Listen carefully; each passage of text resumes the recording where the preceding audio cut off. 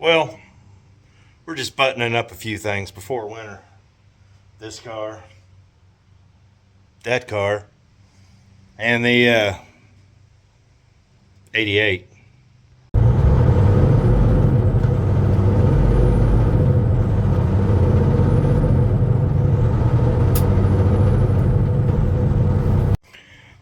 Sitting there, kept hearing a vacuum leak, and I got no brakes, vacuum. It's just on the Torino there, and you remember I said when I picked up the car that guy got it about 90% there. I'm downgrading that to 88%. So the more you get into it, the more I keep finding. But let me show you what I found. I've been having problems with the kick down. See the kick down there? And what's not connected? This is the kick down here. Whoops. I pulled on this, and it's just not connected to anything. You can, where is it? Yeah, you can just see it moving back and forth there. That came apart. So that came apart, and I got a vacuum leak in the intake. Apparently they didn't have the right size thing, and this thing they just crammed this on and it split out, so I gotta fix that. Also back here, there's supposed to be a clamp there. Now you might think I'm being a little nitpicky, they missed a few things, but if you had spent as much money as I did on that car, you're going to demand that they do it right. I don't expect perfection and things are going to happen, but you have to, it's just, they weren't even paying attention to details. It's been a mess. Sitting here thinking, I thought I had a brake power booster here, the one that came out. Well, that was like 5-6 years ago. I don't know if I turned it in for the core or if I just scrapped it. Thought it was bad. It may not have been. So, yeah. This pile of stuff here used to extend all the way out over, well, even worse than it does now, and used to go all the way over here. Believe it or not, I have actually thinned down. So let me fix that vacuum leak. I'll fix that kick down, and I guess that's just where we're going to start. So I just went ahead and put a screw in the top of this. We'll just snap this on. It's pretty snug, so it'll suck itself in. And I found me a clamp here, so you wouldn't know it. I've actually been cleaning. What a mess. I went through and threw so much stuff out, and then you end up needing it. So we put this together, and then we'll get on to the next thing. Now I'm going to be straight up about one thing. All that money I paid, you expect not to see this. You get in here, you expect them to actually use proper things. This was like this when I got it back. Had they done a good job, I was actually going to send the Oldsmobile to them. Not now, though. I just not impressed with their work. Like I said, you got a 90% there, but here's the thing. I could have got it 90% there. That last 10% is when everything comes together properly. And if you shortchange that, it's just no good. Now digging through my stash, I found a couple of cotter pins. Truthfully, this is supposed to have a solid kickdown rod. I gave him a brand new one, told him here it is, so he put a cable one in. So I will be changing that one out here soon.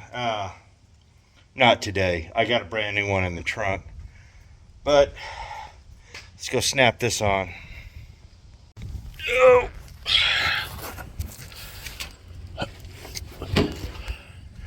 Yep. clips right here. Yep, just came off. Put a cotter pin on that. Oh, I need both hands.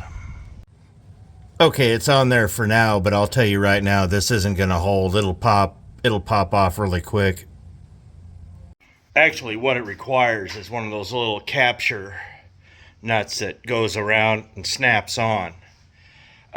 It had one when it went there. It does not have one now. It's just the wrong kickdown cable. It's just the wrong thing altogether. And it's gonna pop off. So can't fix that now. I got that. I got that done. So let's see if we fix the vacuum and put the car back on the ground. And well, if the brakes work, we'll go out for a drive. If not, we'll put it back in the garage and we'll move on to the next thing. Well, let's fire it up and see if she's still got a vacuum leak. She'll probably idle better, I'll tell you that. I just love the way that sounds.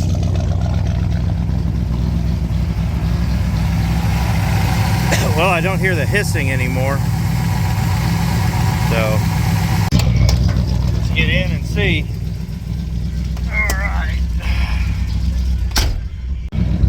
All right. Well, maybe a little better.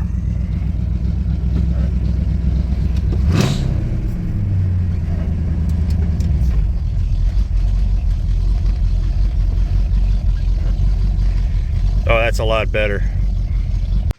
So as you see, it's back in the garage. The brake booster is bad. I'm fairly certain of it now.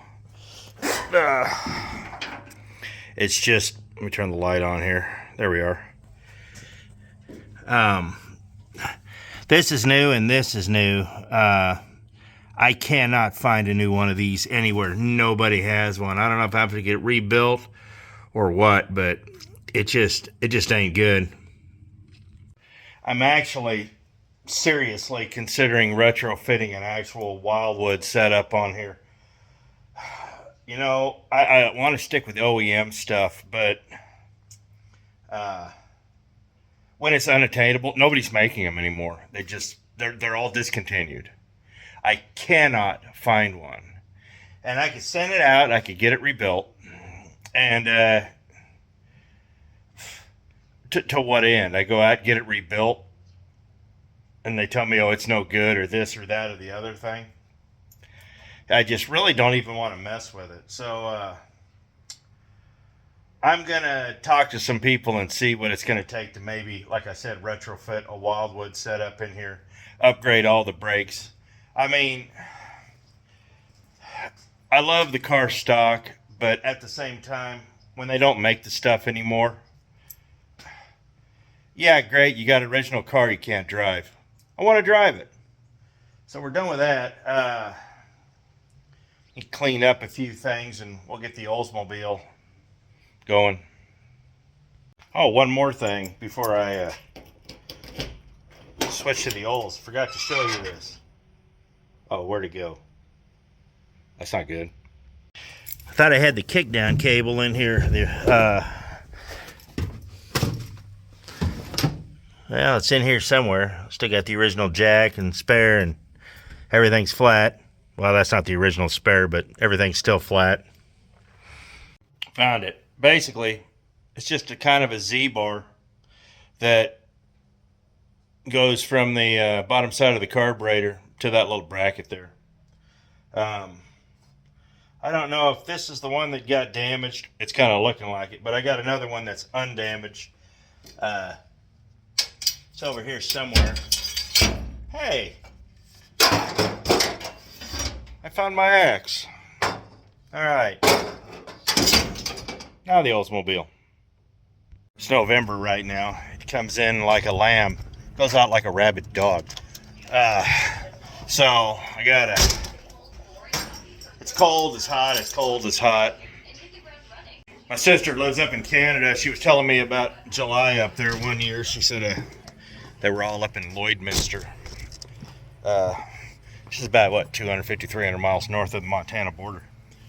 And she said to get really hot, then the wind will pick up. It'll get really cold. Then the wind will die down. Then it'll get really hot. I don't know if I can handle that. But apparently she likes it. I guess she's been up there for years. Whatever. I guess that's what happens when you marry a Canadian. You move to Canada. Go figure. All right. Yeah, Oldsmobile. One of the problems with the Cutlass is that the catalytic converter's plugged. So, it's throwing the timing way off. And it's basically causing it to run hot, boiling the fuel, and creating a lot of vapor lock. It's not really that. It's a fun car to drive, just not when it does that. I'll tell you what, it still starts up, and I got the Kraco stereo and the 6x9s in the back. Yep, back there. This is actually the car that I want to rebuild. It's just, yeah. It's just a lot of money. My neighbor's already stringing his Christmas lights. It's November 1st. Just wait. He never waits. He's like Clark Griswold, man. He just goes for it. It rides pretty good. As long as it's cool outside, it ought to be all right. That summer heat will get to it, I'll tell you that. When it's hot outside, this thing will vapor lock up, and it'll leave you stranded. That's not a joke. It'll leave you stranded. Stop at Casey's to get something to eat, and far be it from me to complain. Okay, pretty close. Gals, if you're gonna have a nose ring, you get a tasteful one. Not one that's a piercing half the size of your nose that makes it look like your nose is sprouting a horn. It's hideous. And I tell you a tasteful one for one reason, because you know what nose rings are for? They're to keep either livestock tied to a pole or to keep pigs from rooting. Yeah. So keep it tasteful, because when you don't, you look like farm animals. All right, now that I got that rant out of the way, we'll kick it up to 40 here. I've only driven this car a couple times this year just because I haven't fixed it. I just haven't had time. There are things that need to be taken care of, and there are things that I just have to put on the back burner, and this is just a back burner thing. Part of why I haven't done this car like I want to is because, well, I got an idea what I want, but the idea kind of lacks vision at this point. I fixed the Torino because I just got tired of it not working. I bought that car because I wanted to have the experience of driving that car and owning it and just enjoying it for what it was. And that's what I'm doing. This car is different. This is something that I really want to fix up. Maybe eventually an LS3, 4L80. Kind of doll up the body, redo the interior, and just make it a really, really nice cruiser. Just really nice cruiser. Or I could put it on hydraulics like the lowriders from back in LA when I was a kid. We could go either way here. But I'm leaning towards cruiser for now. The vision. Well, it's driving pretty good. Took it to the edge of town, turned around, come back. You know how it goes. You're trying to film and somebody calls, and well, I couldn't ignore this. Whatever. So let's get this back to the house, and we'll go over it real quick. So, take this and get this in the garage here. See if we can do it without breaking anything. That's where I spilled my coffee. That was not a happy moment. And you. All right. Now my only concern now is getting out of the car. All right. Yep, a little bit of pre-ignition there. So that can be caused by one of two things. Either the timing is way off, or the carburetor is not closing all the way.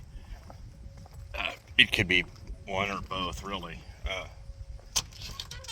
Was a remanufactured carburetor, but finding a good reman anymore is hard. I actually got that from old school quality rebuilder, and that guy is long since retired. He's long enough that if he was as old as they said he was, he's probably passed on at this point. Old school guys that know how to rebuild these carburetors are a thing of the past. I'm a Quadrajet guy. They are one of the most highly misunderstood carburetors out there. If you understand them, they're phenomenal. Not really a Holley guy. People use Holleys because they're easy. That's part of why they use the snipers, the Holley snipers, because, well, they want it easy too. If today, if you can't plug a computer into it, nobody knows what to do. Well, let's get to this. So if you notice, I got my OBD1 out here. This actually saved me today. So I'm going to pull the truck around into the driveway and let's go over it. Now this pickup actually did something interesting today, and that's really the only reason I'm including it on what we're doing. Is it threw itself into limp mode. I didn't know these trucks had limp modes, but it does. And it was not fun because I was 15 miles that way with it. Oh, yeah, there we are. Hear that?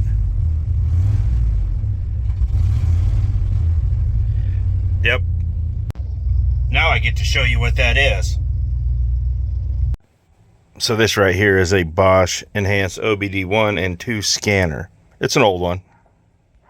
Back in the day, every car had their own software and their own particular plug before OBD2, and they standardized everything. So this has to be plugged into the cigarette lighter and the computer port. So plug this in here. The light's on, and then this here, well, that just fired up. Goes under here, right here. All right.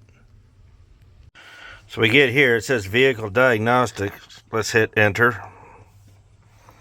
Which, all right. We're going to 88 4x2 C series. Enter.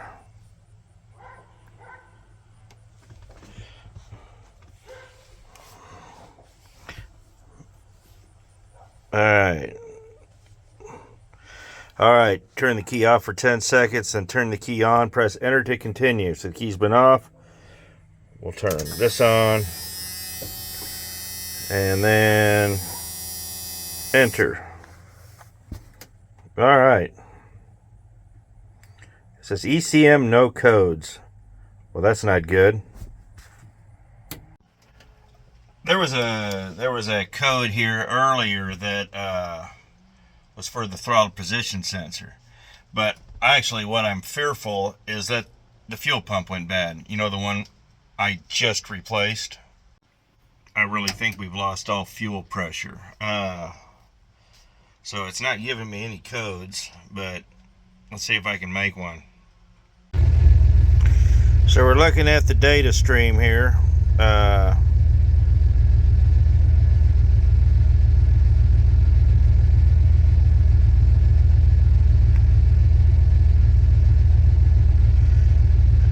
everything seems okay, I guess.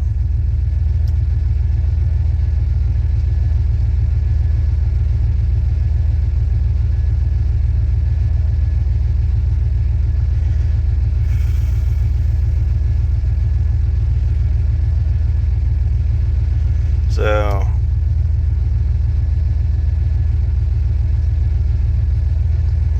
I don't know. I don't know if this thing really has a throttle position sensor or not, but I'd have to look. But it's good to have all the data, but I need to figure out what's going on with this because, well, I can't drive it if it won't run.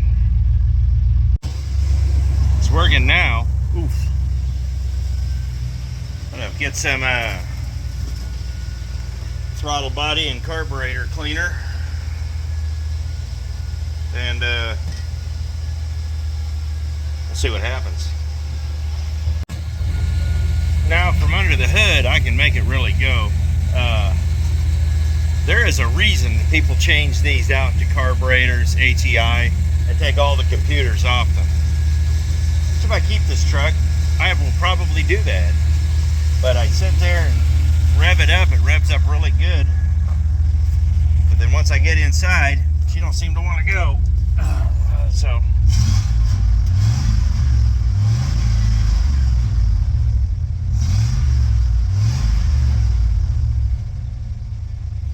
she's running really, really rich.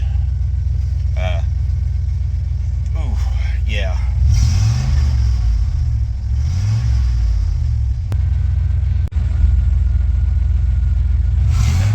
Really rich.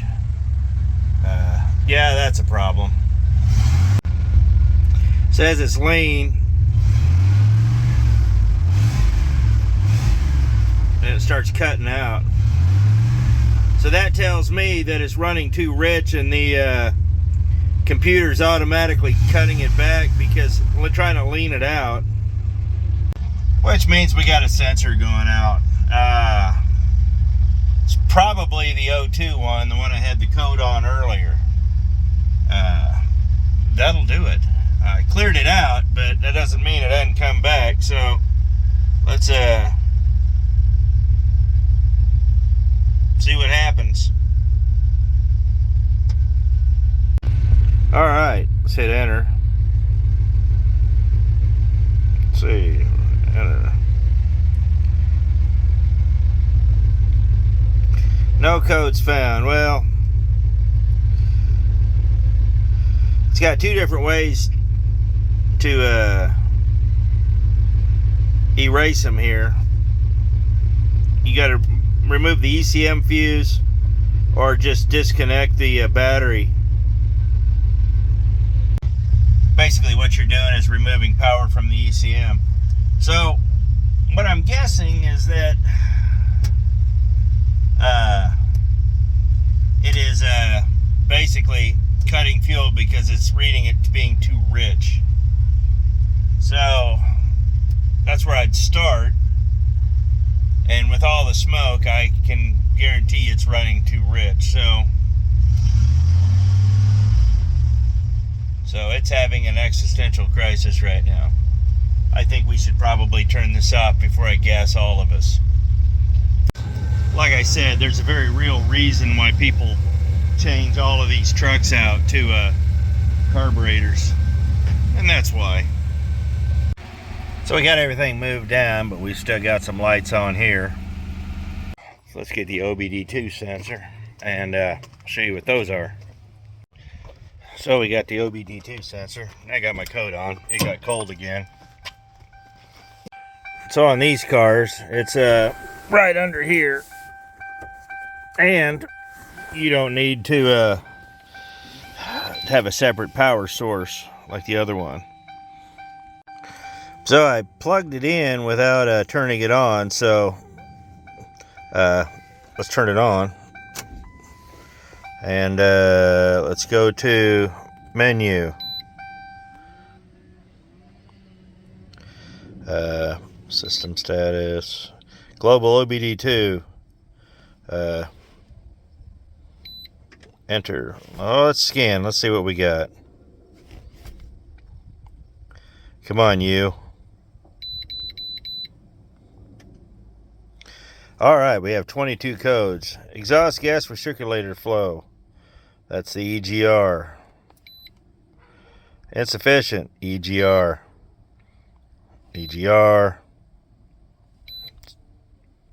Whoops.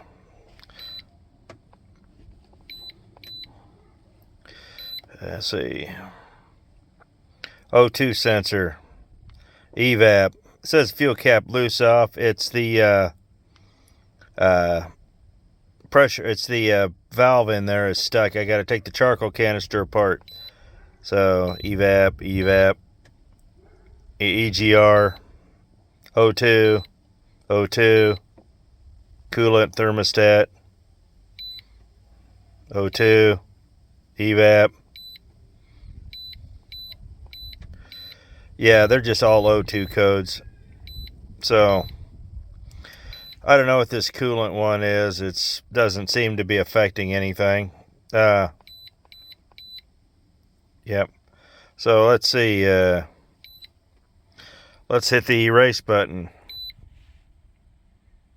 Yes. And let's fire it up. Now I got a bad wheel sensor. So I've replaced the purge valve. I've replaced a bunch of stuff under the hood. I got a new pipe for it. I got a whole bunch of stuff. What the fuel tank is when the light comes on is that the vent that's in the charcoal, it's just bad. It's an aftermarket part and it just didn't work like a lot of things apparently. Looking at you, pickup. And then the O2s. I've got new O2 sensors in there too. But you have to make sure that the O2 sensors going off aren't symptomatic of something else further up the line. So that's what sucks, is that you've got to start at one end and start working your way back. Because if you start in the middle and the problem doesn't go away, you've got to start working both ends from that. And chances are you're going to end up firing a parts cannon at the car, and that's just not any good. Now what I am going to do is I will check all the air in the tires to make sure everything's golden before I write everything off. Like I said, these are new tires, new valve stems, new everything, so they all should be okay. But you get one out of whack just a little bit, and truthfully on low profile tires, it's hard to tell. So I'm pretty much done working on cars. It's the last warm week I'm gonna have this year. I already know it. It's November, and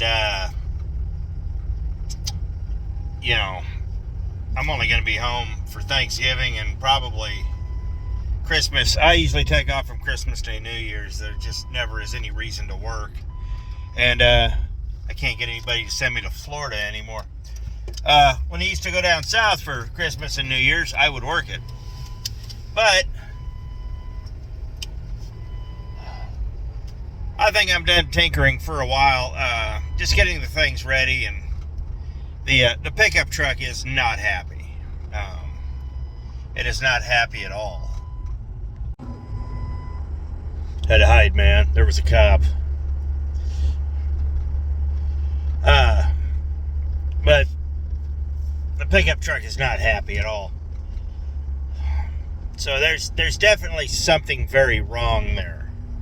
So I'll start researching that and try to get that fixed. The Oldsmobile needs the catalytic converter cleaned out. Truthfully, yeah, it needs it. But I can only do that in Mexico because that would be illegal. Yeah. And the Torino needs brakes. You know, it's kind of one of those things, if I had to depend on any of them, I could make the Cutlass work.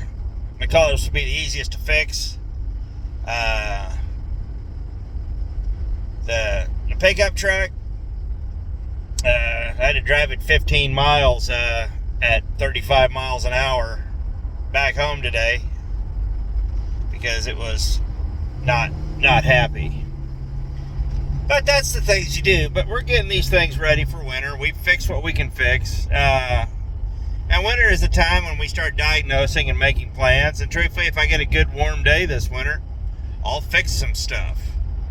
And I'm going to start looking into maybe a Wildwood kit for the Torino.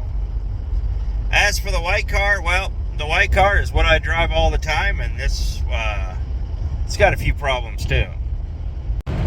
This is about completely given out. Yeah, about completely given out. But I make it work. I just fill up, top it off whenever I think I need to, and just keep going. The sending unit went out. This went out. So I've got some work to do, and probably will happen in the spring. The sending unit will be easy. The cluster, not so much. So I will probably end up, I don't know if I'm going to have to send this off to get fixed, or there used to be some exchanges to where I could actually exchange it, but I don't know if any of those exist. I'll have to start looking into it. But whatever it is, I will probably have to take it and mail it off. But those are just the brakes. I know it's a real common problem. Every Crown Vic in the junkyard, from basically 06 to 05, 06 to 2011, they're all missing their clusters. All of them. So unless you get one fresh, literally, they just literally are rolling it in. Yeah. But we've topped off all the antifreeze in all the vehicles. I've gone and actually got a new lower radiator hose for the Cutlass, and I got to do that. And I've just, we're preparing. And if I don't get time, I don't get time. So it just is what it is, really. Just is what it is. But I got a good car that runs, and that's kind of the important thing. Again, my pickup truck still runs really good too, the Ford. Everybody freaked out about the 5.4 Tritons, but those were the 3 valves, not the 2 valves. The original, the OG 5.4 Tritons are incredible trucks, but oh hey, it's starting. Nope, it died again. They were incredible trucks. You got guys putting 500,000 miles on them. They just go and go. Now 3 valves are what everybody freaked out about, but a lot of people just saw the 5.4 and you just don't see them much anymore. I would like to find a diesel though, a 7.3, but that's another story for another day. Truthfully, I could spend the next week or two just working on stuff, but it's going to be time to go to work, and I've got adult responsibilities. Stupid adult responsibilities. Yeah. And it's time to go to work, and here tomorrow we're going to have to get all the bills paid and get the checkbook balanced, and I got to print a bunch of stuff off and start getting my taxes ready. It's like I said, it's just about there. Time to do adult stuff. But I pretty much go through this every year. When it starts getting cool, I go through, I take care of the cars, make an inventory of what I need to do when I pull them out, and it's time to pull them out. We pull them out.